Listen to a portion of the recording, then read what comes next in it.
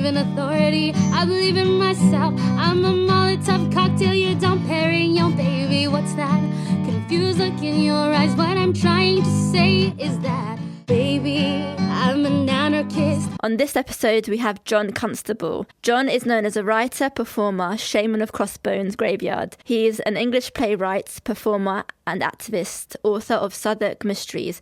He describes himself as having a shamanic alter ego named John Crow. I myself am an urban girl with shamanic, magic and mystical needs. You organise walks across London exploring alternative histories of the area. What kind of places did you visit? Many of my early walks focused on Crossbones. My first ever walk with Ken Campbell and my friends had been called the Mysteries Pilgrimage, but we hadn't visited Crossbones, but we'd visited the whole area around it, the old Liberty of the Clink.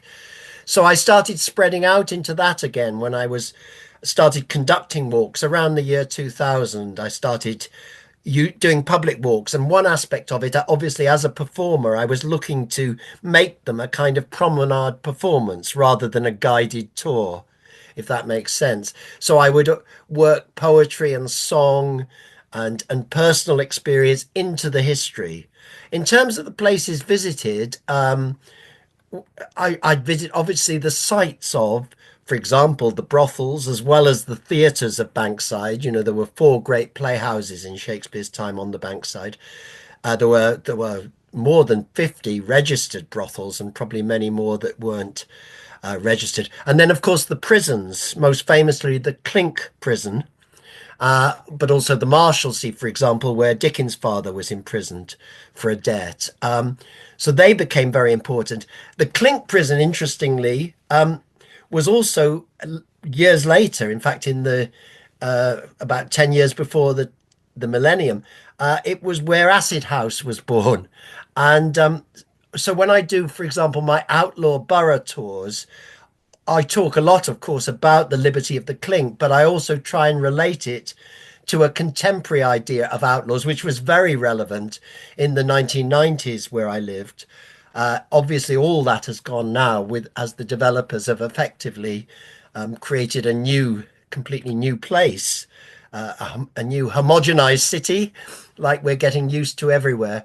But certainly in the 1990s, Southwark was full of these old warehouses and incredible places. For example, on my first Mysteries Pilgrimage with Ken and my friends, we visited Backspace, which James Stephens had set up as a kind of proto cyber cafe, you know, long before that thing even existed or was a thing.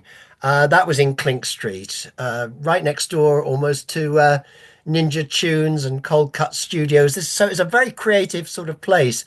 And I suppose in my walks, I've tried to show that there's a continuity. In other words, that history isn't this dead thing that we look at, but it's a living thing that's constantly evolving as we change the way of looking at it.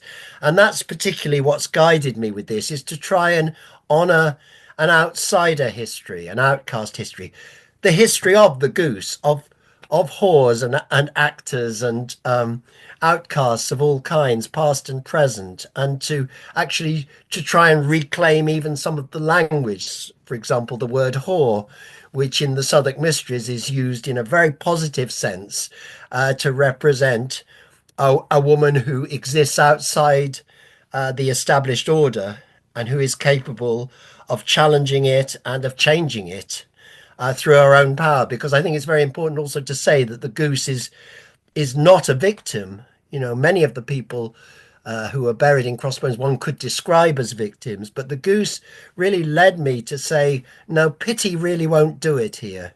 You know, feeling sorry for these people, it's meaningless ultimately, you know, or it has a very small meaning. We actually have to do much more. We have to affirm their lives.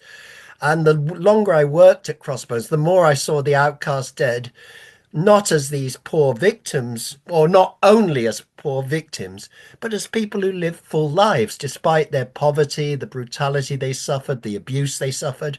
People who still, like you and I, were capable of transcending that and of being genuinely creative in their own lives to change it. And that's something I've tried to reflect, certainly in the Southwark Mysteries and the work at Crossbones, but also very much on my walks.